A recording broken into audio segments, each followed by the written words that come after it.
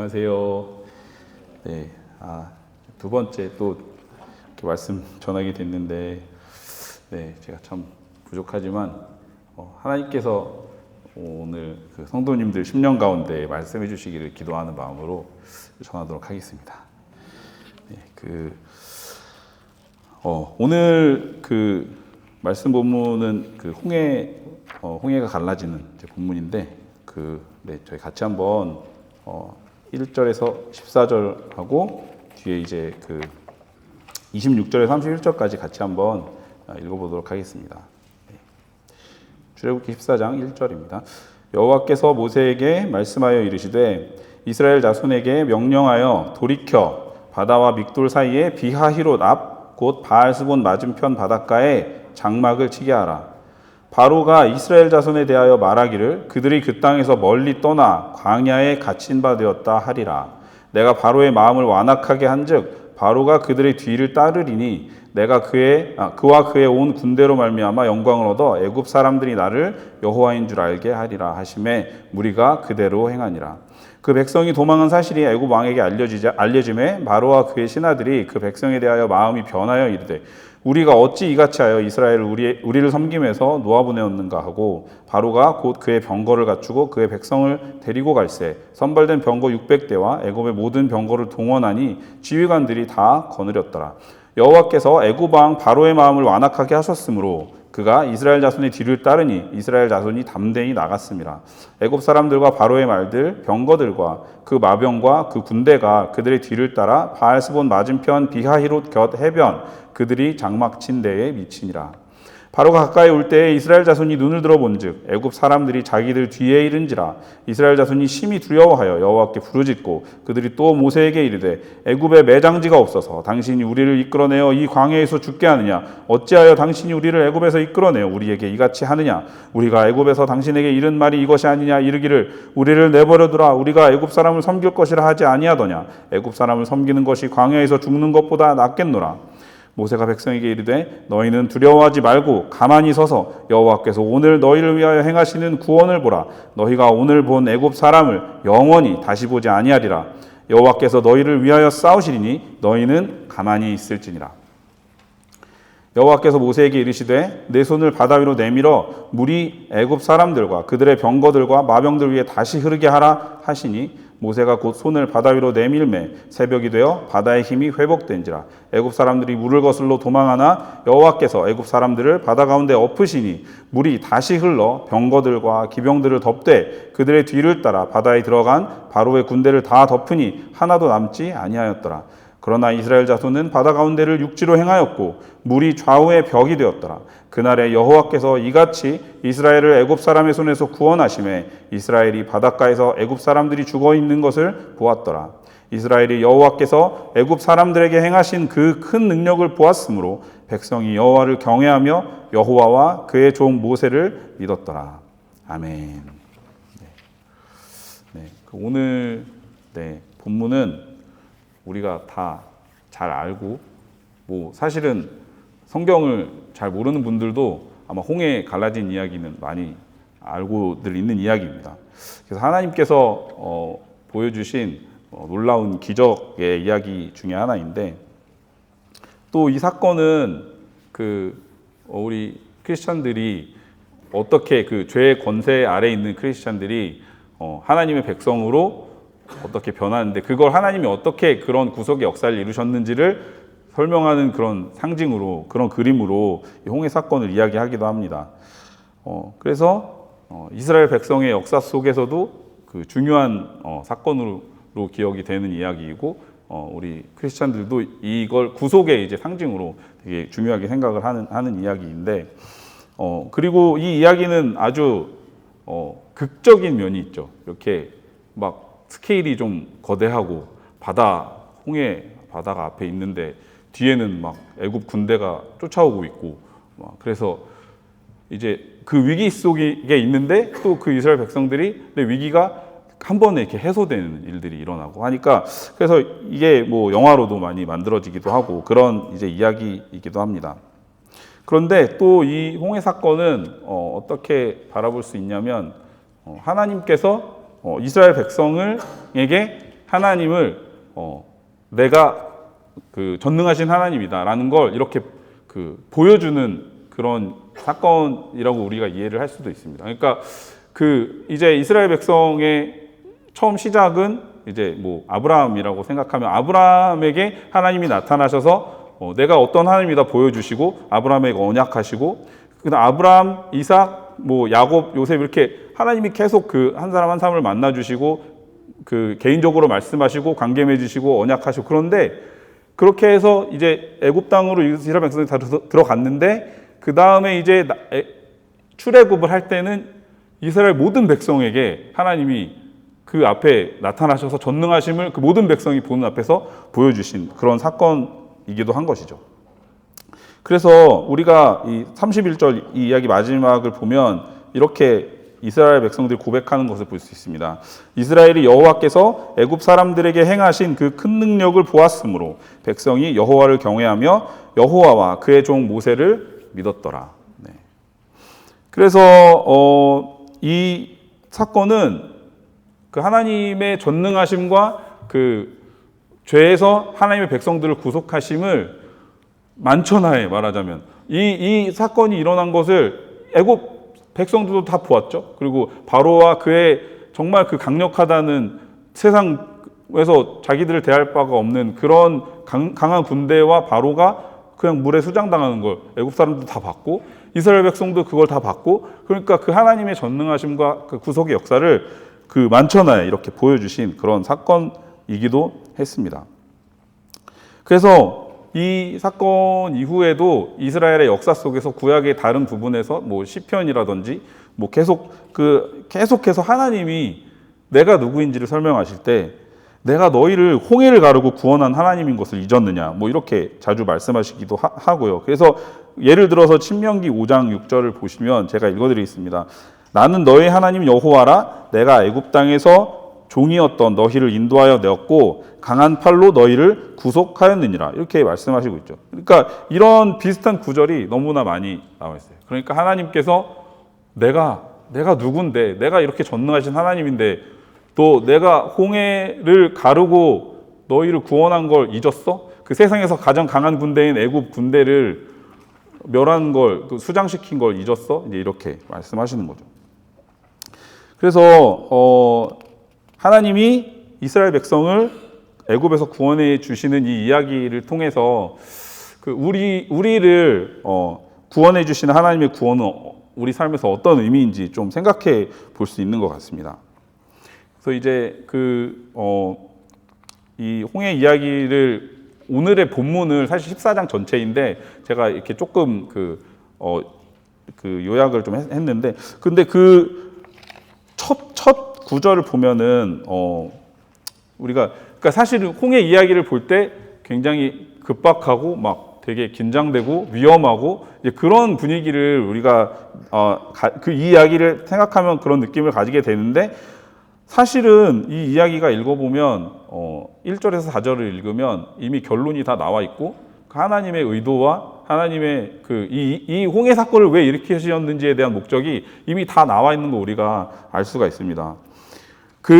이 홍해 이야기를 14장 전체를 좀 제가 읽어보면서 그 설교를 준비하면서 좀 발견한 게 있는데 이게 되게 많이 반복되는 3번이나 반복되는 그 구절이 있더라고요. 그게 뭐냐면 4절과 8절과 17절에서 나타나는데 내가 바로의 마음을 완악하게 한즉 그리고 내가 그와 그의 온 군대로 말미암아 영광을 얻어 이제 이게 3번 반복되고 또 2번 반복되는 건 애굽 사람들이 나를 여호와인 줄 알게 하리라. 그러니까 이 홍해 사건을 하나님이 일으키신 이게 일어나게 하신 목적이 이제 이거라는 것이죠.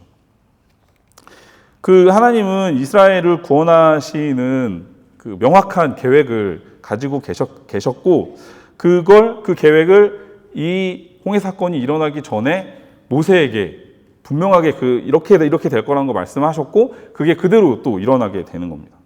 그래서 좀 1절에서 4절까지를 좀 보시면 그 2절을 보면 하나님께서 이스라엘 자손에게 돌이켜 말씀하시고 돌이켜서 바다와 믹돌 사이에 비하히롯 앞 곧 바알스본 맞은편 바닷가에 장막을 치게 하라 이렇게 말씀하시는데 뭐 이스라엘 백성이 뭐 이제 어디로 가고 있었겠죠? 근데 잠깐만 돌이켜. 그래서 너무 분명하게 바다와 믹돌 사이에 비하히로답 바알스본 맞은편 바닷가 거기에 딱 거기 있어 그렇게 말씀하시는데 그러면 그렇게까지 구체적으로 말씀하시는 그것에는 하나님의 분명한 계획이 있지 않을까? 그러면 왜 거기죠? 왜 거기에요? 라는 우리가 질문을 할 수 있는데 3절에서 그 이유를 말씀해 주십니다. 그러면 바로가 이스라엘 자손에 대하여 말하기를 그들이 그 땅에서 멀리 떠나 광야에 갇힌 바 되었다라고 생각할 거야. 그러면 내가 바로의 마음을 완악하게 해서 바로가 바로 뒤를 따라 올 거다. 이렇게 이제 말씀하시고 있는 거예요. 그러니까 이제 이 장소가 말하자면 이스라엘 백성들이 그 장소에 서면 바로 앞에 이제 홍해가 펼쳐지는. 그래서 바로가 생각할 때는 이스라엘 백성들이 길을 잘못 왔나 보네. 바로 앞에 바다가 있으면 우리가 뒤쫓아가서 바로 다시 잡아올 수 있겠다. 이런 생각을 할 수 있게끔 이제 그렇게 하시겠다고 모세에게 말씀하신 거예요. 하나님께서. 그래서 우리는 다 결과를 알고 있죠. 그래서 그렇게 모세에게 말씀하신 대로 똑같이 애굽 군대가 나오고 그래서 그 애굽 군대로 말미암아 하나님의 영광을 얻으시게 되는 거죠. 하나님이 이 홍해 사건을 통해서 얼마나 하나님이 전능하신 분이라는 걸 보여주기 위해서 그냥 막 세팅을 다 하신 것 같아요. 그래서 이스라엘 백성들에게도 애굽 군대에게도 그렇게 보여주시려고. 그래서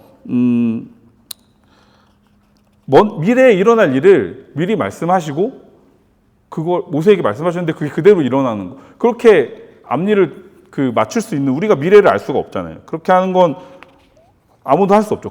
하나님이 전능하시다는 걸 보여주시려고 그렇게 하신 것입니다.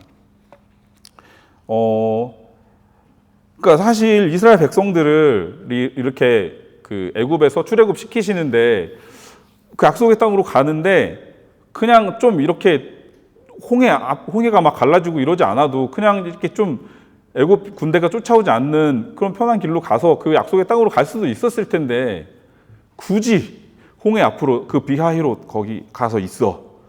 그렇게 하나님께서는 의도적으로 앞에는 홍해가 있고 뒤에는 바로의 군대가 있는 이 세팅을 의도적으로 하나님 하신 거죠. 그래서 하나님은 이 전혀 가능성이 없는 바다를 건너는 그 홍해 바다를 그 수많은 이스라엘 백성들이 건너는 일도 가능하신 분이고 세상에서 가장 강한 애굽 군대를 수장시키실 수도 있는 분이라는 걸 보여주시려고 하고 있습니다. 그래서 이 이야기 속에서 이스라엘 백성들은 이렇게 보면 두려워하고 상황이 굉장히 위험해 보이고 하지만 우리가 1절에서 4절을 읽으면 오히려 진짜 위험하고 위험에 처한 건 바로와 그의 군대죠. 그래서 바로와 그의 군대는 하나님께서 계획하신 그 계획대로 이스라엘 백성들 뒤를 쫓아오고 있는 거죠. 그 길의 끝은 수장당하는 거라는 걸 알지 못하고 그렇게 하는 거죠. 그래서 이 홍해 사건을 통해서 하나님은 하나님의 그 계획 안에서 영광을 얻으시기 위해서 이 홍해 사건을 일으키셨다는 것을 우리가 알 수가 있습니다. 그리고 이제 또 보면 이 말씀을 좀 묵상을 하면서 바로와 그의 군대를 좀 보게 됐던 것 같아요.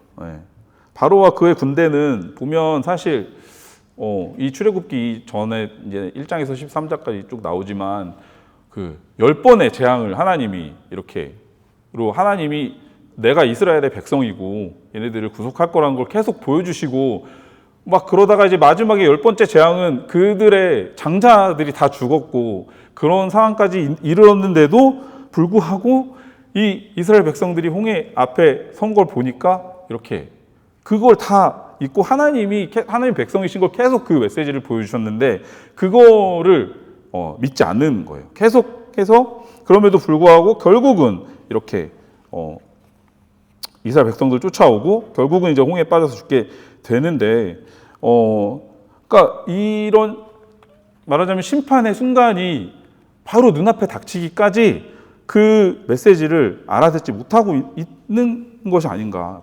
바로와 그의 군대에 대해서 좀 생각해 보게 되었습니다. 그들이 눈앞에 보이는 자신들의 그 강력함, 누구도 자신들이 이길 수 없죠. 그 강력함 때문에 10번이나 이스라엘 백성들을 지키신 전능하신 하나님을 경험을 하고도 미련하게도 계속 이스라엘 백성들을 잡으러 오게 됩니다. 이제 홍해에서 수장되기 직전에 이르러서야 이제 25절 말씀인데 제가 한번 읽어드리겠습니다. 이스라엘 앞에서 우리가 도망하자 여호와가 그들을 위하여 싸워 애굽 사람을 치는도다. 이렇게 고백을 하고 있어요. 그러니까 그 심판이 바로 눈앞에 닥쳐서야 하나님을 고백하고 있는 것을 우리가 볼 수가 있습니다. 우리가 지난주에 그 묵상을 하는 그 이야기, 묵상했던 그 이야기 중에서 그 이야기가 부자와 나사로 이야기도 똑같은 것 같아요. 예. 그 부자가 이제 불구덩이 속에서 그 아브라함에게 부탁하기를 내 형제들에게 좀 보내서 이거를 좀 알게 해달라고. 근데 이제 아브라함이 대답하시는 건 모세와 선지자들을 통해서 이미 이 메시지들이 다 갔는데 그걸 안 믿은 사람은 죽어서 누가 죽었다가 살아나서 가서 그의 메시지를 하더라도 믿지 않을 것이다. 이제 이렇게 말씀하죠. 하나님께서는 모세를 통해서 하나님이 누구신지 애굽 사람들에게 다 보여주셨습니다. 이미 충분히 10번이나 메시지를 하셨죠. 그리고 그런데도 애굽 사람들은 하나님을 인정하지 않고 하나님께서는 이미 선지자들을 통해서 어떻게 살아야 구원을 얻을 수 있는지 이스라엘 백성들에게 다 알려주셨죠. 그렇지만 그 부자는 그 길로 가지 않고 심판을 받게 되었습니다. 그러니까 이 메시지를 하나님께서 누구신지에 대한 이 메시지를 믿지 않는 건 이스라엘 백성들도 마찬가지였습니다. 10번의 재앙을 보면서 이게 애굽 사람들만 본 게 아니고 이스라엘 백성들 다 경험했고 하나님이 그렇게 자신들을 지키시고 이 애굽 사람들의 장자는 다 죽었는데 이스라엘 백성들은 다 살아남는 그런 것들을 다 경험을 하면서도 그럼에도 불구하고 1절에서 4절까지 또 하나님께서 미리 어떻게 될 거 하는 거 모세를 통해서 다 얘기를 해줬음에도 불구하고 이스라엘 백성들은 애굽 군대를 볼 때 어쩔 수 없는 것 같아요. 그 두려워하고 모세를 원망했습니다. 왜 여기까지 우리를 데리고 나와서 여기서 우리를 죽게 하는가 그렇게 따지고 있습니다. 그러니까 하나님은 이스라엘 백성들에게 그리고 우리들에게도 수많은 메시지들을 주시지만 그 말씀을 듣고 그걸 알아먹고 이해하고 순종하는 건 어려운 일인 것 같습니다. 그렇죠.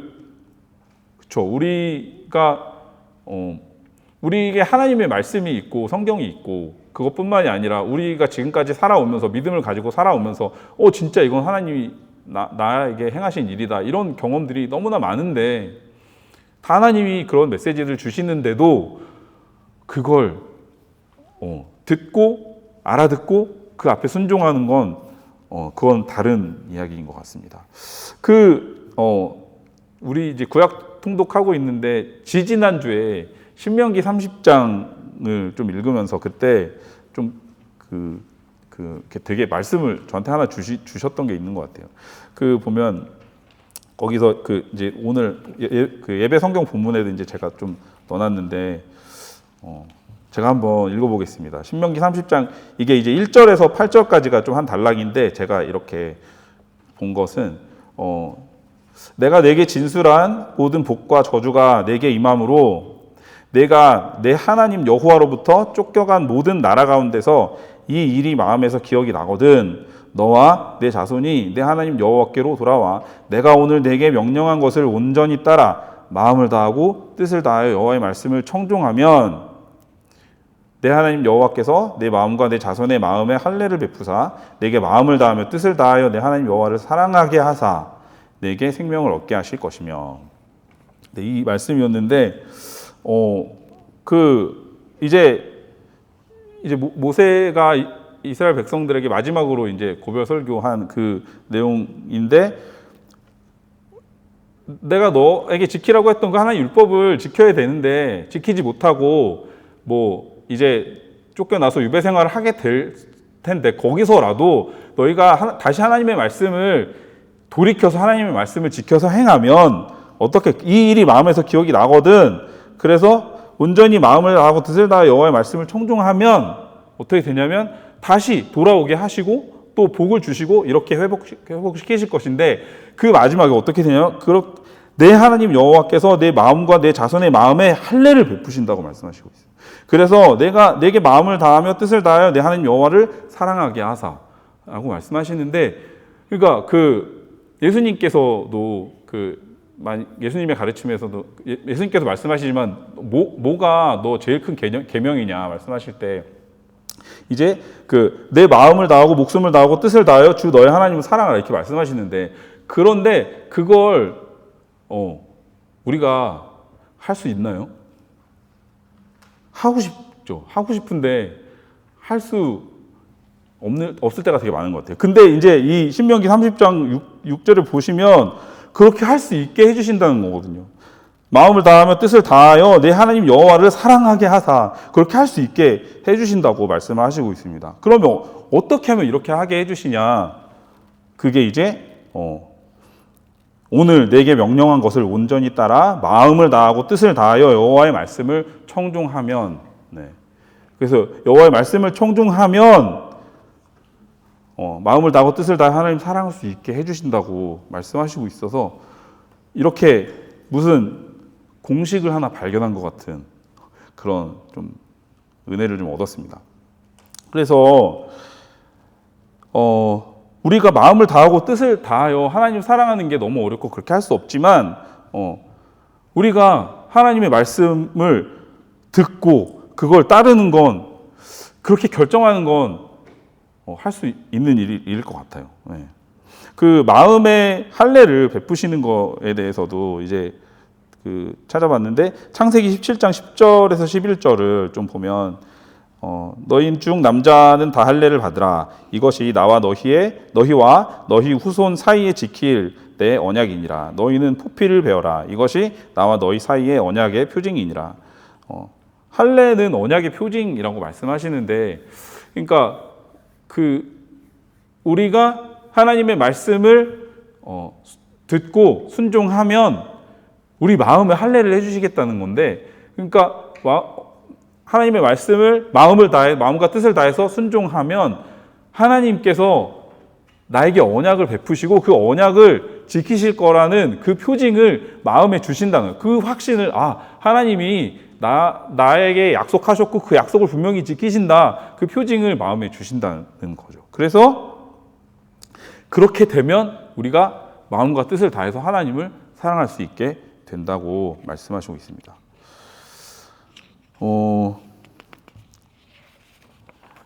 그래서 우리는 하나님을 사랑할 수 없는 자들이지만 최소한 하나님 말씀을 알아듣고 순종하기로 결정할 수는 있는 것이죠. 그러니까 오늘 그 홍해 이야기의 바로와 그의 군대에 또 불구덩이 있었던 부자 이야기, 또 우리를 스스로 돌아볼 때에도 하나님의 말씀이, 이미 주어진 하나님의 말씀이 있고 이미 하나님께서 우리 삶 가운데 행하셨던 그 일들을, 그 경험들이 다 있는데도 그것들을 가치 있게 여기고 귀중하게 여기고 그 말씀을 알아듣고 그 말씀에 순종하지 못하고 그냥 내가 할 수 있으면, 내가 힘이 있으면 그대로 그냥 미련하게 계속 하고 있는 것을 좀 보게 됩니다. 그래서 이 말씀이 되게 우리에게 위로를 주시는 것 같습니다. 우리가 하나님 말씀 알아듣고 순종하기로 결정하기만 하면 하나님께서 언약을 지키실 거라는 표징을 우리 가운데 주시고 그걸로 하나님을 마음을 다해서 사랑할 수 있게 도와주신다. 그래서 이제 또 이제 홍해 이야기 속에서 우리가 또 볼 수 있는 것은 하나님이 구원하시는 그 구원하심은 그렇게 위태위태하고 아슬아슬하게 주어지는 것이 아니라는 것입니다. 하나님의 구원하심은 완전하시고 넉넉하시고 세상의 모든 걸 좀 초월하는, 그러니까 세상의 어떤 제한, 어떤 시련이나 그런 우리의 뭐 부족함 때문에 우리는 다 제한되잖아요. 우리의 힘이나 시간이나 뭐 지혜가 우리 다 없어서 부족하게 그렇게 제한이 되지만 하나님은 그런 거랑 상관없이 그것을 초월하시는 분이라는 걸 보여주시고 있는 것 같습니다. 그러니까 홍해 사건을 보면 이스라엘 백성들은 바다 가운데를 마른 땅으로 건넙니다. 바다 가운데서 마른 땅으로 행하고 있습니다. 하나님이 일부러 이제 이스라엘 백성들을 바다 가운데 이렇게 바다를 바라보고 서도록 두시는데 이 바다를 건너가야 이제 약속의 땅이라고 하는데 뭐 배를 타고 가든지 헤엄을 쳐서 가든지 해야 될 거라고 당연히 생각을 하는데 바다가 그냥 갈라져서 마른 땅으로 걸어갑니다. 바다를 건너는데 발이 젖지도 않고 우리는 하나님께서 지으신 이 세상에서 그 지으신 이치대로 생각해야만 되는 사람들이고 그런 제한 가운데 있는 사람들이지만 그래서 배를 타거나 헤엄치거나 그런 생각밖에 할 수 없지만 하나님은 바다를 지으셨기 때문에 그냥 그런 바다를 가르실 수 있는 분이라는 걸 우리에게 보여주시고 있습니다. 또 하나는 그 이스라엘 백성들과 애굽 군대 사이에 있던 구름 기둥입니다. 제가 오늘 본문이 좀 너무 길어질까 봐 그 부분을 좀 생략을 했는데 제가 좀 읽어드리겠습니다. 14장 20절입니다. 애굽 진과 이스라엘 진 사이에 이르러 서니 저쪽에는 구름과 흑암이 있고 이쪽에는 밤이 밝음으로 밤새도록 저쪽이 이쪽에 가까이 못하였더라. 그래서 애굽 군대는 사실 그 당시에 뭐 세계에서 가장 강한 군대라고 한다면 그 이스라엘 백성들 무기도 하나도 없는 그 백성들을 잡는 건 뭐 그 멸망시키는 건 아무런 어려운 일도 아닐 텐데 그런데 아무리 강력한 군대라도 전혀 지금 소용이 없는 군대가 된 거죠. 왜냐하면 이스라엘 백성들에게 가까이 갈 수가 없어요. 손을 댈 수가 없는 지금 상황. 계속 앞으로 가도 계속 멀어지는 이해할 수 없는 상황이 벌어집니다. 하나님의 구원이 이렇게 완전하시고 넉넉하시고 어떤 그 세상을 초월하시기 때문에 이스라엘 백성들은 안전합니다. 그래서 모세는 담대하게 이스라엘 백성에게 말합니다. 너희는 두려워하지 말고 가만히 서서 여호와께서 오늘 너희를 위하여 행하시는 구원을 보라. 여호와께서 너희를 위하여 싸우시리니 너희는 가만히 있을지니라. 그래서 하나님의 계획이 완전하시기 때문에 우리는 그저 가만히 있으면 됩니다. 하나님의 구원의 역사 가운데서 우리가 해야 하는 일은 두려워하지 않는 것 그리고 가만히 있는 거라고 말씀하시고 있어요. 가만히 있는 게 되게 쉬운 일인데 가만히 있기가 너무 힘듭니다. 자꾸 뭘 해야만 될 것 같고 뭘 할 수 있을 것 같습니다. 뭘 할 수 있을 것 같고 해야만 될 것 같고 그렇지만 모세는 이스라엘 백성에게 말합니다. 여호와께서 너희를 위하여 싸우시리니 너희는 가만히 있을지니라. 그러니까 뭘 할 수 있을 것 같고 아니면 뭘 할 수 없을 것 같고 이게 우리 생각인데 근데 가만히 있으면 반대로 생각해서 가만히 있으면 어떻게 되는 거? 가만히 있는다는 건 하나님께서 가만히 있는다는 건 뭔가 지금 위기가 있는데 이걸 해소를 해야 되는데 가만히 있는다는 건 누가 이걸 해결해 줄 거를 믿고 있으면 그럴 수 있겠죠. 그래서 가만히 있는다는 건 하나님께서 일하실 거 신뢰하기 때문입니다. 그래서 아무것도 안 하고 있는데 그 아무것도 안 하고 있는 그것이 믿음의 행동이 됩니다. 그래서 그냥 만약에 우리가 이런 위기가 닥쳤는데 가만히 있으면 하나님께서 일하실 것이라고 신뢰하고 가만히 있으면 하나님이 보실 때 얘 가만히 있네?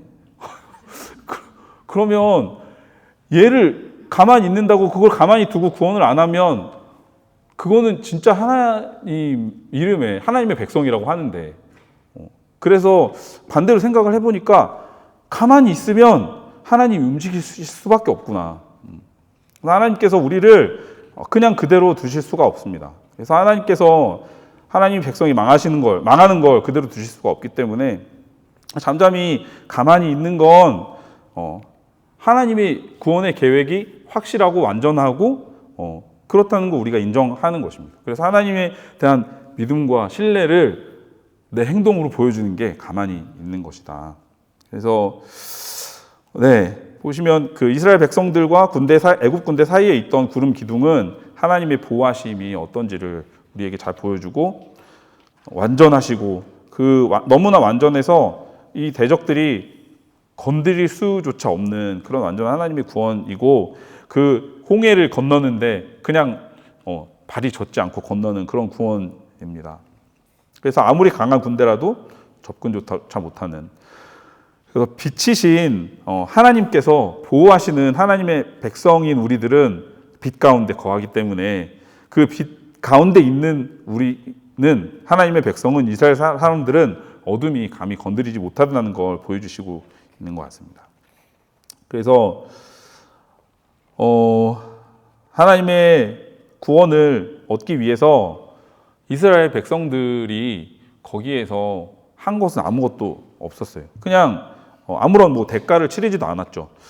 그저 두려워했고 가만히 있을 수밖에 다른 또 무엇도 할 수가 없는 상태였습니다. 눈앞에는 바다가 있고 등 뒤에는 애굽 군대가 있고, 그 이스라엘 백성이 할 수 있는 일은 아무것도 없었습니다. 그래서 하나님께서는 모세를 통해서 두려워하지 말라고, 너희를 위하여 내가 싸우겠다고 가만히 있으라고 이렇게 말씀하시고 있습니다. 그래서 하나님께서는 이 홍해 사건을 통해서 아무것도 할 수 없는 이 이스라엘 백성들이 그냥 바다를 발이 젖지도 않고 건너게 하시는 것을 통해서 하나님은 영광을 얻으십니다. 하나님께서 처음에 이 상황을 통해서 영광을 얻으시겠다고 말씀하셨는데, 하나님이 꼭 이걸 하셔야 영광스러운 분이 아닌데, 하나님께서는 이미 무엇을 하지 않아도 그냥 영광스러운 분이시지만, 우리가 하나님의 그 영광스러움을 알도록 우리에게 보여주시기 위해서, 그래서 우리 앞에는 그런 홍해 사건과 같은 그런 위태한 일들이 벌어지고 있는 것 같습니다. 그래서 만약에 그런 우리가 이스라엘 백성처럼 그런 홍해 앞에 서는 상황이 있다면 그냥 이게 하나님이 영광을 얻으시려고 하시는 것일 수도 있다, 그렇게 생각하고 하나님을 신뢰함으로 우리가 있어야 되는 것을 이 홍해 이야기를 통해서 우리에게 말씀해 주시고 있습니다. 이 시간에 함께 좀 기도하기 원합니다. 그래서 좀 저희가 같이 기도할 때는 하나님의 전능하심과 이 어떤 이 세상의 모든 일들을 초월하시는 그 하나님의 전능하심을 좀 찬양하는 기도를 하기를 원합니다. 그래서 내가 내 눈앞에 닥쳐 있는 어떤 홍해와 같은 일들이 결국은 내가 할 수 없는 일들인데 그것이 해결되는 걸 통해서 하나님께서 영광을 얻으실 것이라는 걸 좀 고백하고 선포하고, 그 하나님의 전능하심과 그 위대하신 하나님께 순종하기를 내가 좀 결단하는 그런 좀 기도를 하기 원합니다. 그래서 그런 순종함으로 또 하나님을 신뢰함으로 하나님께 기쁨이 되고 우리의 온 마음과 뜻을 다해서 하나님을 사랑하는 삶이 될 수 있기를 같이 한번 기도하시겠습니다. 기도하겠습니다. 하나님, 참 감사합니다. 저희 가운데 홍해 사건을 주심을 참 감사하고, 저희가 해결할 수 없는 문제를 주시는 것을 감사합니다. 하나님, 그런 것들 때문에 하나님이 영광을 얻으시는 것도 감사하고, 우리가 이해할 수 없는 하나님을 우리에게 이해하게 해주시고, 그 하나님의 전능하심을 보여주시는 그 하나님의 은혜에 감사합니다. 하나님의 완전하시고 놀라우신, 우리가 생각할 수 없는 그런 구원의 계획에 참 감사합니다. 하나님, 그 하나님의 그 치밀한 구원의 계획이 조금도 틀리지 않고 우리의 삶 가운데 모든 순간에 매일 벌어지고 있는 것에 인해서 감사합니다. 하나님, 그것을 우리가 신뢰함으로 가만히 있음으로, 우리가 신뢰하고 가만히 있고 하나님께 영광을 돌림으로 그렇게 주님을 기쁘시게 해드리고 주님을 예배하고 주님을 기뻐하는 그런 우리의 삶의 모든 순간들이 되기를 기도합니다. 하나님, 감사합니다. 예수님의 이름으로 기도합니다.